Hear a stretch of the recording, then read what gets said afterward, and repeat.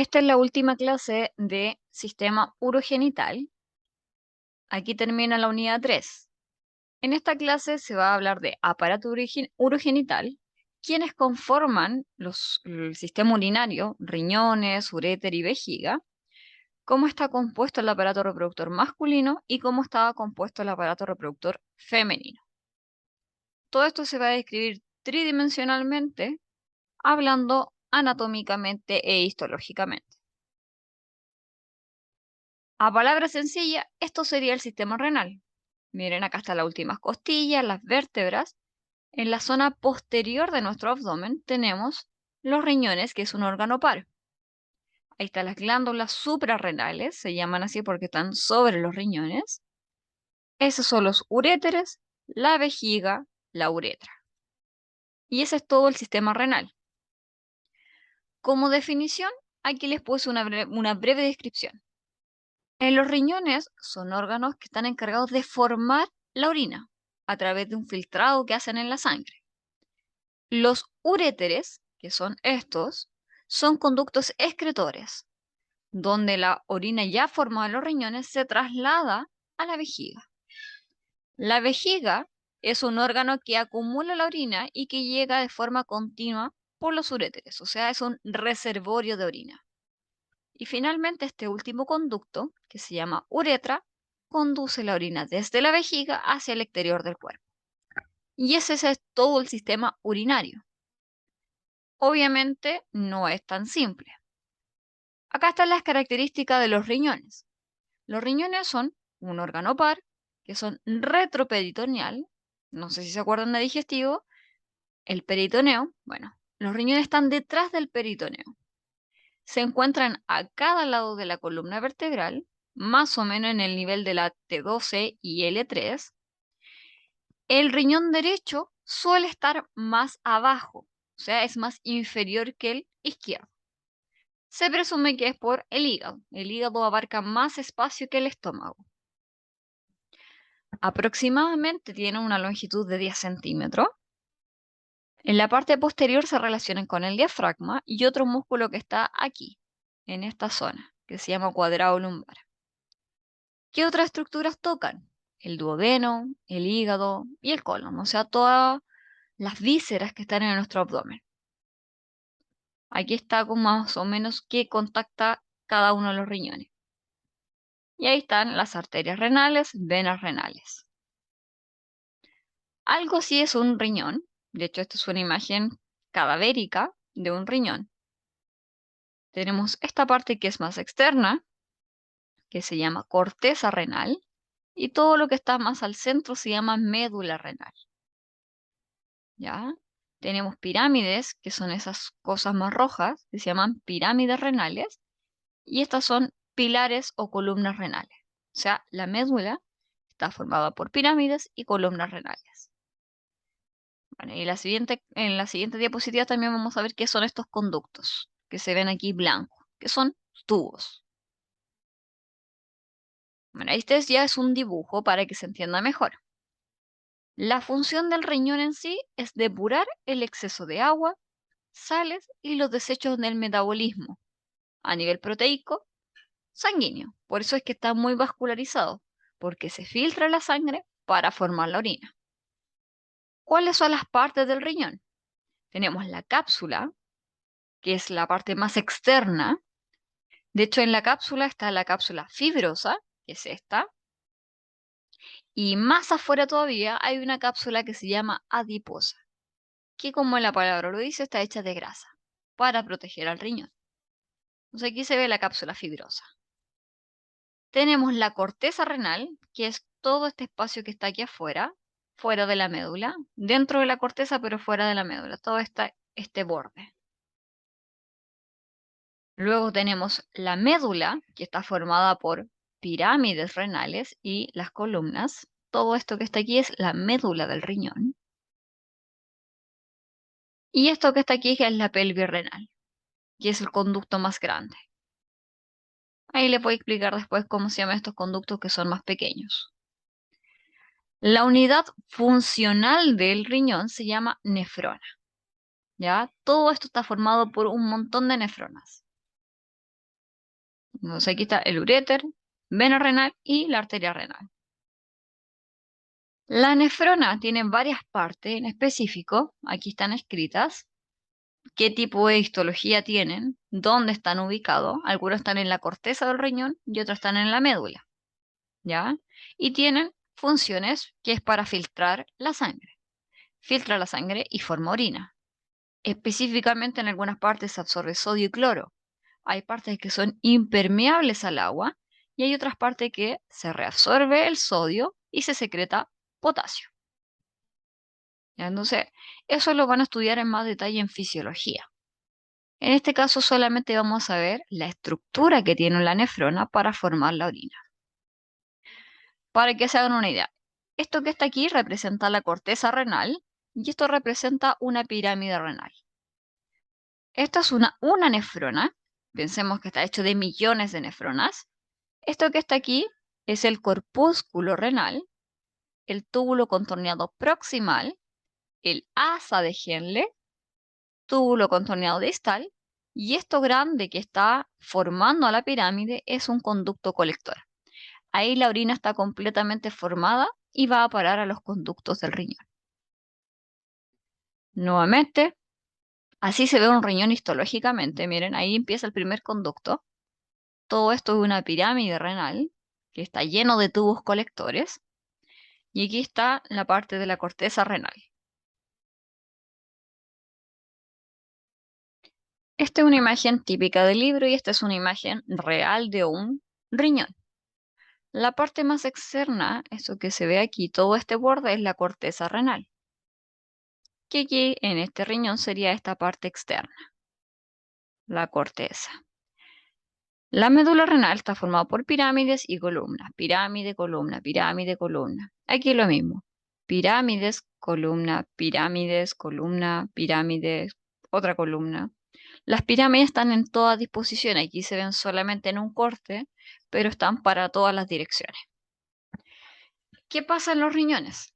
Bueno, las nefronas están entre la corteza y la médula.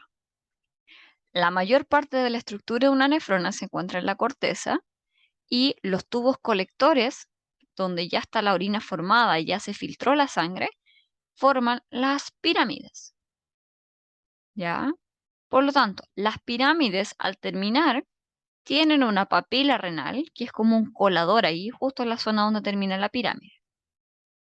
Ahí al fondo se ve una papila renal, que es esta estructura con forma de colador. Y luego de la papila renal vienen estos conductos que se llaman cálices, como un cáliz a sí mismo. Tenemos cálices menores, un cáliz menor, por ejemplo. Acá hay otro cáliz menor. Y dos cálices menores, dos o tres cálices menores forman un cáliz mayor. Lo mismo acá, miren, un cáliz, otro cáliz menor, forman un cáliz mayor. Y todos los cálices mayores, que son aproximadamente tres, forman la famosa pelvis renal. Y ahí la orina se va por el uréter. Así se forma la orina.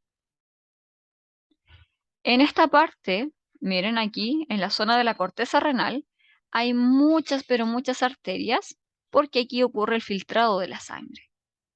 Este es un examen que está hecho con medios de contraste para poder evidenciar toda la estructura más en detalle del riñón. Las nefronas, como ya les comentaba, está formado, son las que forman el riñón y aproximadamente cada riñón tiene 1 millón de nefronas. Es la unidad básica del riñón y ahí ocurre el proceso de la formación de orina.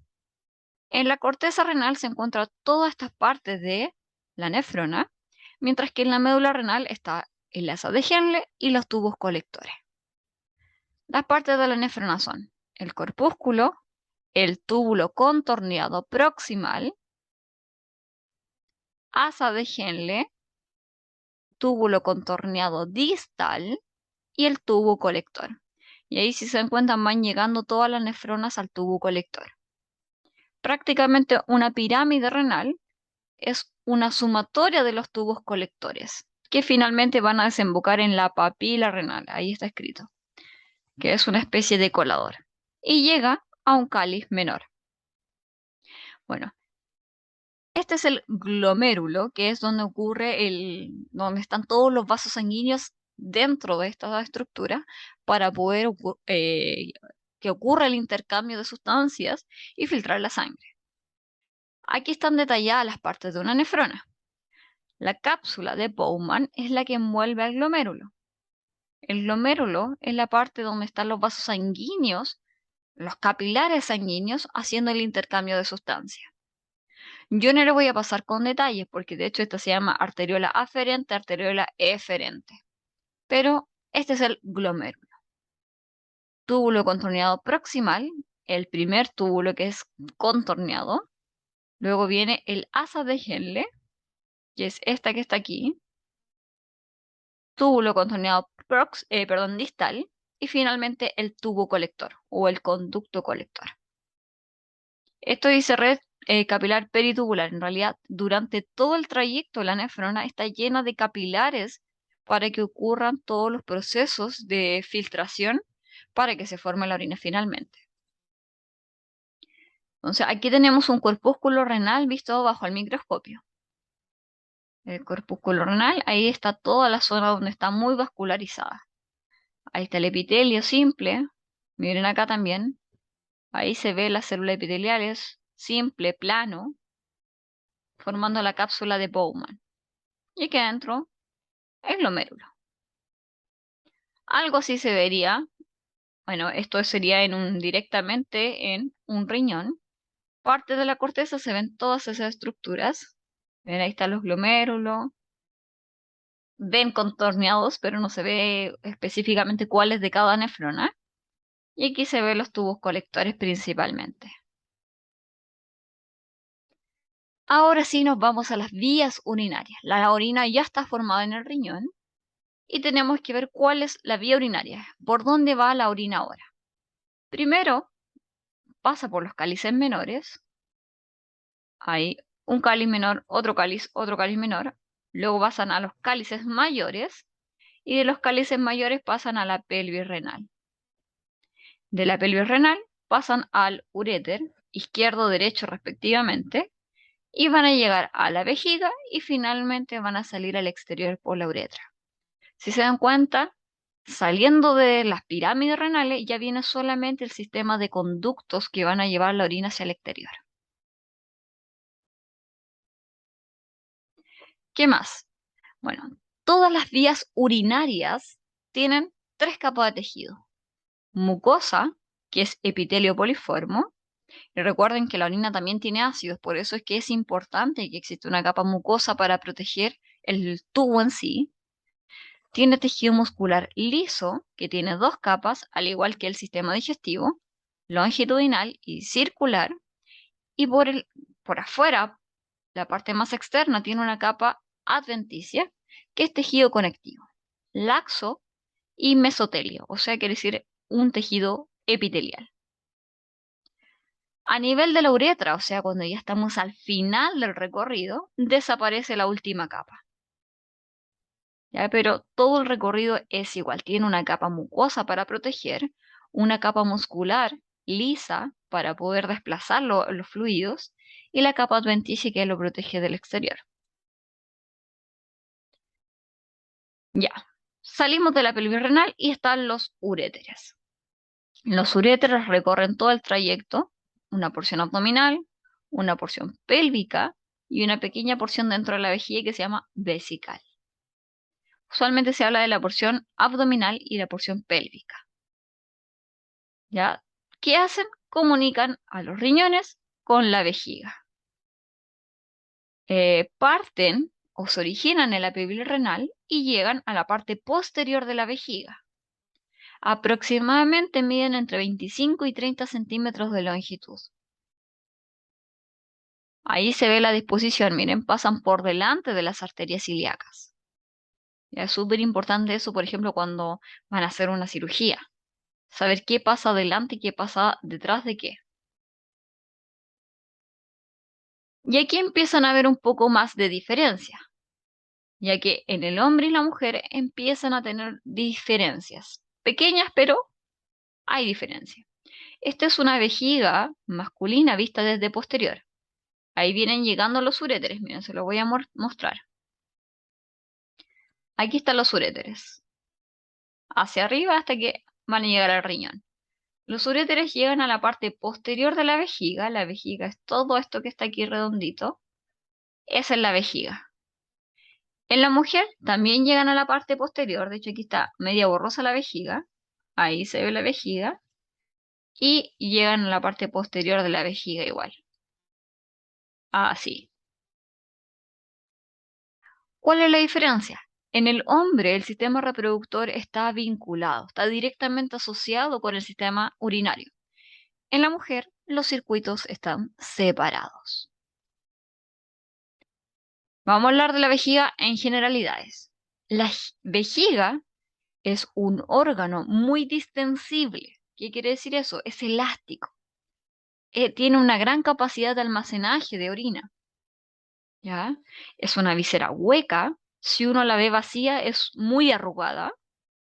El músculo que la forma se llama músculo detrusor. Cuando se contrae este músculo, el músculo detrusor, ocurre el reflejo de la micción, que eso es orinar. ¿Ya? Aquí se ve, miren en esta zona posterior, cómo vienen llegando los uréteres. Los uréteres que vienen desde el riñón llegan por detrás de la vejiga a esos orificios. Por eso se llaman orificios ureterales de los uréteres. Ahí llegó. ¿Qué más tenemos? Cuando llega a los orificios ureterales, más el cuello de la vejiga, se forma esta especie de triángulo. Voy a dibujar bien, ahí sí. Que se conoce como el trígono vesical, el trígono de la vejiga. Es una estructura que se ve muy bien, ya sea imagen o si sea una muestra cadavérica.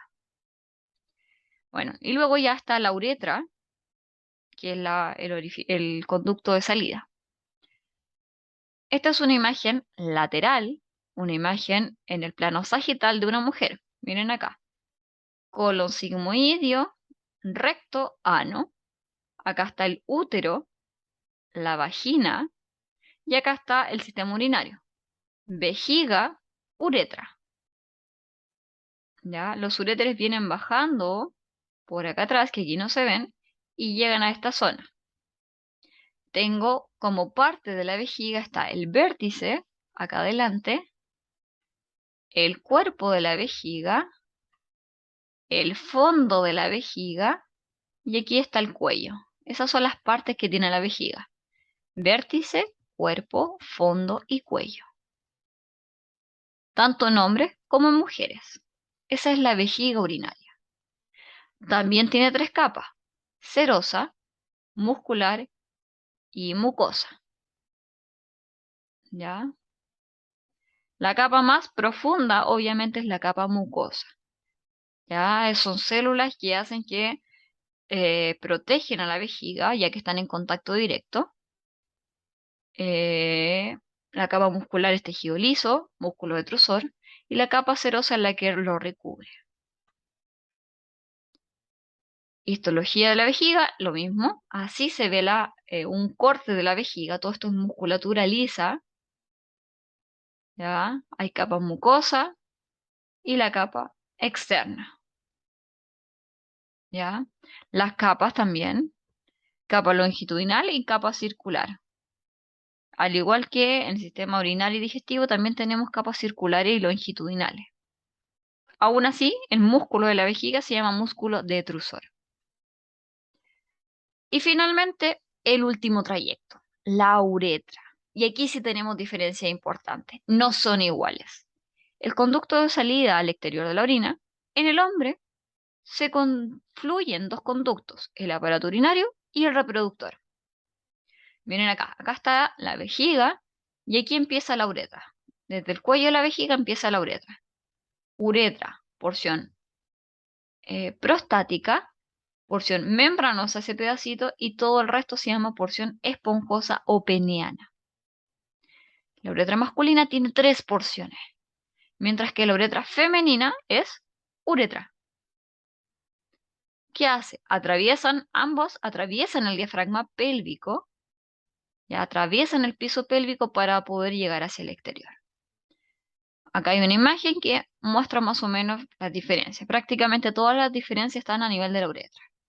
La uretra femenina es muy cortita, 5 centímetros, detrás 5 centímetros. Por lo tanto, por eso es que es mucho más frecuente que una mujer tenga infección urinaria versus un hombre que tiene 15 centímetros de recorrido de la uretra. Femenina, masculina. Femenino es ese pedacito de la uretra, miren. Acá está la vejiga, el cuello de la vejiga y esta es la uretra, el orificio uretral externo. En el hombre, acá está la vejiga, está mirando hacia el otro lado aquí. Ahí está el cuello de la vejiga y empieza uretra prostática, uretra membranosa y la uretra porción esponjosa peniana. Bueno, tenía que seguir la línea roja. Solamente la uretra esponjosa mide 15 centímetros, la uretra membranosa de 1 a 2 más y la uretra prostática 3 centímetros. O sea, si sumamos toda la longitud de la uretra, hacemos casi 20 centímetros de conducto, mientras la mujer tiene solo 5. Estructura histológica de la uretra, ahí sí son iguales, son casi idénticas. Histológicamente son muy similares, lo único que cambia es la longitud. Y además que la uretra del hombre sirve tanto para reproductor como para urinario. Vamos a comenzar por los órganos genitales masculinos. Sistema reproductor masculino. Los órganos genitales los diferenciamos en externos e internos. Externamente en el hombre podemos encontrar el pene, los testículos y dentro de los testículos el conducto muy importante que se llama epidídimo. Internamente, en la profundidad, vamos a encontrar los conductos deferentes, las vesículas seminales, los conductos eyaculadores, la próstata y las glándulas bulbouretrales. Aquí en la imagen podríamos verlo así. Acá está el testículo, dentro de este que aquí no se ve está el epidídimo, el pene, que es externo, e internamente ahí está el conducto eyaculador, la próstata, esa que está ahí, la glándula de Cooper o la glándula bulbouretral, la vesícula seminal está por aquí atrás, que no se ve también, a ver, ahí se ve, ahí está hacia arriba, la dibujaron. Está justo por detrás de la vejiga. Ahí la vamos a ver y vamos a ir definiendo para qué sirve cada una. Primero, yo ya le habías comentado, los testículos inicialmente se crean en la pared abdominal y antes de llegar los 9 meses descienden al escroto. ¿Ya? En su descenso arrastran con ello todo el material que sirve para nutrirlos. Vasos linfáticos, nervios, vasos sanguíneos, el conducto deferente, que es la conexión que van a tener los testículos con el resto del sistema reproductor. Aproximadamente miden 5 centímetros y 2,5 de diámetro. Pesan entre 10 a 15 gramos y están colgando de lo que se conoce como el cordón espermático. El cordón espermático es el que lleva arterias, venas, nervios, vaso linfático y el conducto deferente. Dentro de los testículos se producen los espermatocitos y cada uno está dentro del escroto. Así es donde se producen los espermatozoides. En los túbulos seminíferos, acá, atraviesan esto, llegan a la red testicular, pasan por los conductillos eferentes y se guardan aquí, en el epidídimo, que es un túbulo muy contorneado. El epidídimo tiene cabeza, cuerpo y cola. Acá está lo mismo, miren. Túbulo seminífero, red testicular, conductillos eferentes y acá está el epidídimo. Ahí sí. Lo que sale del epidídimo es el conducto deferente. O sea, una vez se eyacula, los espermatozoides guardados en el epidídimo pasan al conducto deferente y van a trasladar hacia la pelvis. El epidídimo, aquí están las partes, cabeza, cuerpo y cola, es este conducto muy contorneado Aquí los espermatozoides se guardan inmóviles y una vez se eyacula, adquieren la capacidad de moverse. Algo así es el epitelio o el tejido que tienen estos conductos. Ya, piensen que esto es a nivel microscópico. El conducto deferente, y aquí se ve mejor, miren, ahí está el testículo, que es la incubadora natural. Aquí se ve en la imagen. Usualmente siempre hay un testículo que es un poco más inferior que el otro. Es común verlo. De hecho, es lo normal. ¿Ya? Entonces, ahí están los testículos, el epidídimo, y una vez se eyacula, está el conducto deferente, que es el que sube por el cordón espermático, ingresa a la pelvis por detrás de la vejiga y tiene que llegar ahora a la uretra. ¿Qué hace el conducto deferente? Transporta los espermatozoides hasta el conducto eyaculador. ¿Ya? De hecho, a ver, aquí se ve un poco mejor cómo va llegando. De hecho, miren, ahí está el uréter y pasa por atrás del uréter y va a llegar acá. Acá se ve un poco mejor. Miren, aquí está la vesícula seminal, que es otro componente. Este es el uréter que viene con orina a la vejiga. Acá se ve como el conducto deferente que viene desde los testículos dándose la vuelta, viene por acá, se dilata, de hecho eso se llama ampolla del conducto deferente, y llega aquí. En este punto se une con esta otra estructura. Si yo les pregunto, ¿qué trae el conducto deferente? Espermatozoides. Ahora, cuando llega aquí, une los espermatozoides con el líquido de esta vesícula, que se llama vesícula seminal. La vesícula seminal es una glándula que contribuye significativamente al volumen del semen. ¿Ya? ¿Qué tiene el líquido seminal? Fructosa, prostaglandina, fibrinógenos. Yo siempre les digo que los espermatozoides van en el semen, que es un kit de sobrevivencia. ¿Ya? Aquí se junta entonces el líquido seminal con los espermatozoides para formar el conducto eyaculador. Aquí se ve cómo se forma, miren. Esta es la próstata, que aquí sería esta glándula, que está aquí. Bajo la vejiga está la próstata. Entonces, miren, aquí sacaron la vejiga, acá está la próstata. El conducto deferente que venía con los espermatozoides se une con la vesícula seminal y recién ahí forman el conducto eyaculador. Uno por este lado y otro por este lado. Y ahí llegaron ya a lo que es urinario, a la uretra prostática. Ahí ya se unió el reproductor masculino. La próstata en sí, que es esta glándula con forma de castaña, también contribuye a la formación del semen durante la eyaculación. Esta glándula secreta lo que se conoce como la leche prostática. ¿Ya? Tiene antígenos, fibrinógenos, espermina, zinc, que es un bactericida, y magnesio, que es el que le da el aspecto lechoso, el color blanco. Y finalmente tiene enzimas que van a ayudar a los espermatozoides. O sea, recién aquí podríamos decir que el semen está completamente formado con todos los componentes que debería. Y ahora sí. Y luego, bueno, luego de llegar aquí, miren, ahí están los conductos eyaculadores que llegan aquí. Todos esos hoyitos son los conductos de la propia glándula próstata. Y aquí el semen ya está formado y sigue el recorrido del sistema urinario. Uretra prostática, uretra membranosa, uretra peniana o esponjosa. Y ahí sale al exterior. Otra cosa que vamos a nombrar son las glándulas bulbouretrales, también llamadas de Cooper, que están aquí y desembocan en la uretra esponjosa. ¿Para qué sirven estas glándulas bulbouretrales? Las glándulas bulbouretrales secretan el líquido que se conoce como el líquido preseminal. Antes de la eyaculación, las glándulas bulbouretrales se ponen a trabajar y liberan este líquido preseminal a la uretra. Recordemos que la uretra transporta orina también. Por lo tanto, la función de este líquido va a ser lubricar la uretra y la emisión preeyaculadora del pene para neutralizar la acidez del tubo. Y finalmente, la parte más externa, el pene.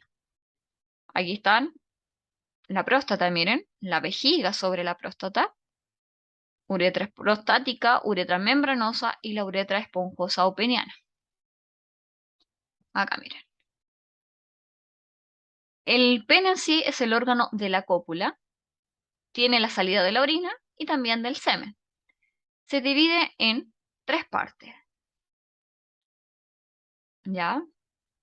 Tiene, más que nada vamos a decir que tiene 2 partes, para no confundirlo. La raíz, que es donde nace, y el cuerpo, que es la parte que pende, que cuelga. Tiene 2 partes específicas, cuerpos cavernosos y cuerpo esponjoso. A eso se refiere con que tenía 3 partes aquí, porque tiene 2 cuerpos cavernosos, que serían los que están aquí con morado, este de acá y este de acá, cuerpos cavernosos. Y el del medio, el que contiene la uretra, se llama cuerpo esponjoso. El cuerpo esponjoso al final se agranda o se dilata y forma lo que se conoce como el glande. El glande es parte del cuerpo esponjoso. A su vez, los cuerpos cavernosos que están aquí están muy pero muy vascularizados y cuando se llenan de sangre ocurre la erección. La tela, la piel que recubre al pene se llama prepucio, ya que es un recubrimiento retráctil. Y eso es como en generalidades. Ahí se ve las glándulas bulbourethral, que secretan el líquido preseminal. Externamente, entonces aquí se ve el escroto, que es lo que recubre a los testículos. Acá se ve el glande, que es parte del cuerpo esponjoso. Ese es el meato urinario, ya, el meato, que es la salida externa o el orificio uretral externo.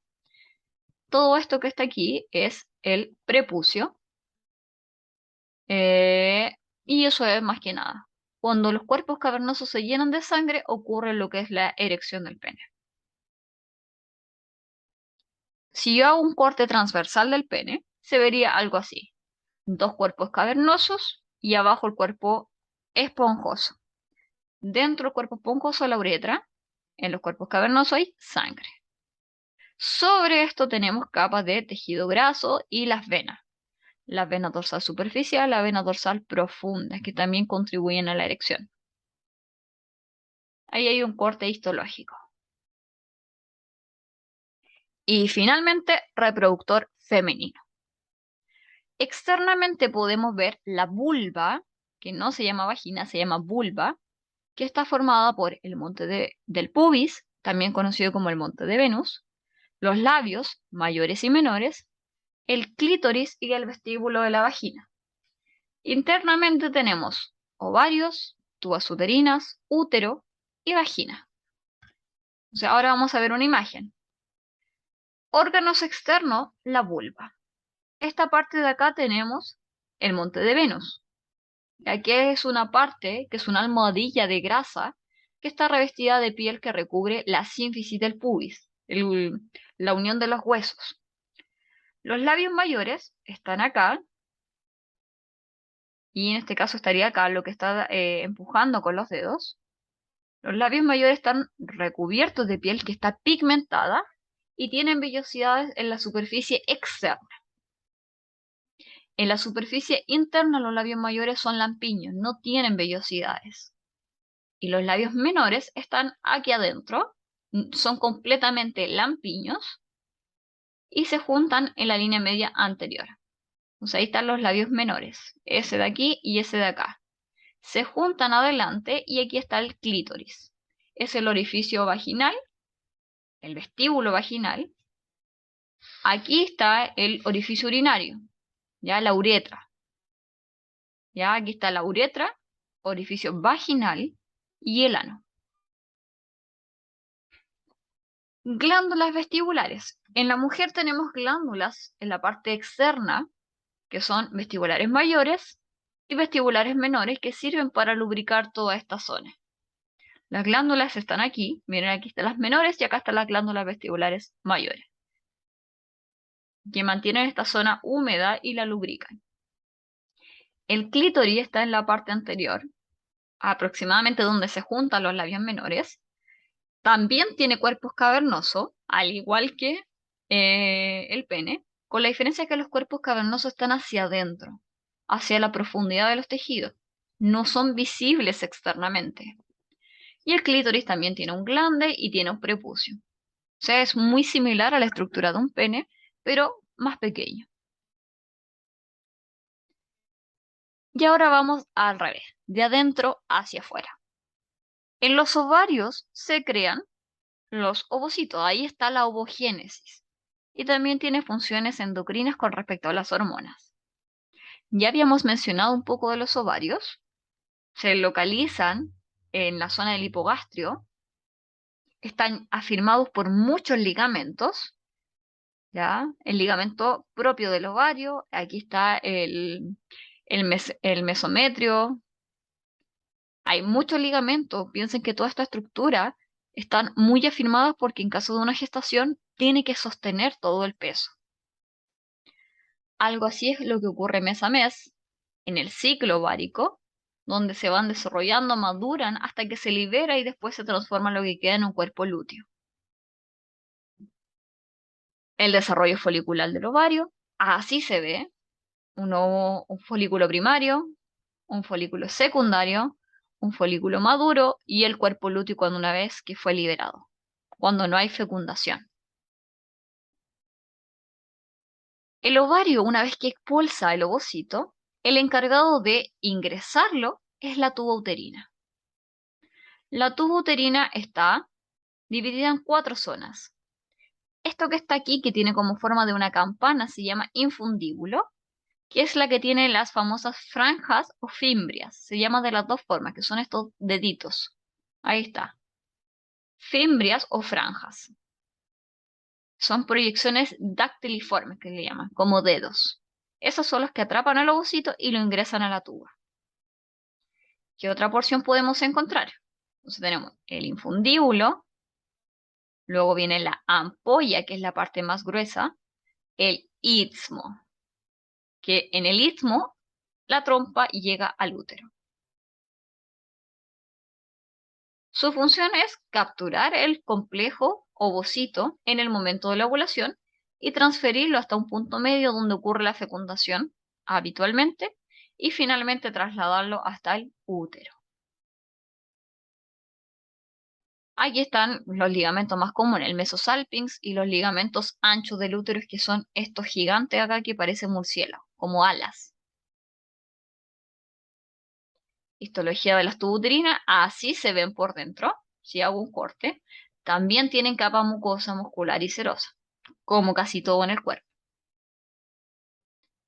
El útero, su única función están relacionadas con la fecundación y la gestación.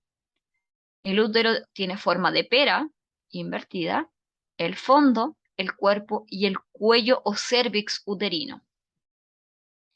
Tiene 3 capas. De externo a interno sería el perimetrio, el miometrio y el endometrio, que es el que se desprende mes a mes. Aquí dice que está en anteflexión. Si ustedes vieron la imagen, el útero se acuesta sobre la vejiga hacia adelante. Esa es la posición normal. ¿Hay variaciones anatómicas? Sí, pero lo más común es que esté hacia adelante acostado directamente sobre la vejiga. Ese es el endometrio, el miometrio, que es la capa muscular, y el perimetrio, que es una capa serosa. La capa mucosa es la que se desprende mes a mes si es que no hay fecundación. El ligamento ancho del útero, este que yo les decía aquí. Ligamento ancho o un mesometrio. Y el que está arriba del ovario se llama mesosalpinx, que también es parte del ligamento ancho. También tenemos el ligamento propio del ovario. Hay un montón de ligamentos, ¿ya? Que van a sostener, por acá está el ligamento redondo también, ligamento suspensorio del ovario, que van a firmar toda esta estructura a la pared abdominal, a la pared pélvica. La importancia del cuello uterino es esta. De hecho, es la que sostiene, podríamos decir, al bebé hasta antes que nazca. El cuello uterino sale más allá del canal vaginal. Si se dan cuenta, se pasa un poco. A eso que está ahí se le llama, es parte del cuello uterino. ¿ya? Ese espacio, ese receso que queda ahí, se llama fornix, ese espacio. Las mujeres van a entender mejor cuando les digo el ejemplo de que aquí se pone la copita menstrual, en el receso, en el fornix, ¿ya? El útero está en anteflexión, quiere decir que está acostado hacia adelante. Aquí se ve mejor lo que les explicaba. Y justo abajo de la vejiga, o sea, justo abajo del útero está la vejiga. Por eso es que cuando hay embarazo, se aplasta más la vejiga. Y finalmente, la vagina, que es la conexión del útero hacia el exterior. Entonces acá está el cérvix uterino y la vagina. La vagina es un canal, es un conducto fibromuscular que es distensible, ¿ya? El extremo interno de la vagina se ensancha y forma la famosa cúpula vaginal donde está el cérvix uterino. ¿Cuál es la función de la vagina? Es la estructura copuladora y el canal de parto en la mujer. Acá está un ejemplo esquemático. Acá están los ovarios, tuba uterina, el útero en anteflexión y la vagina o el canal vaginal. Delante de esto tengo la uretra con la vejiga y detrás de esto tengo el ano y el recto. Ahí está el piso pélvico, que es la pared muscular que hay que atravesar para poder llegar afuera. Histología de la vagina, lo mismo, también hay una capa mucosa, una capa muscular y una capa adventicia. Todo esto es capa mucosa, acá está la capa muscular. Y eso es todo lo que es sistema génito urinario.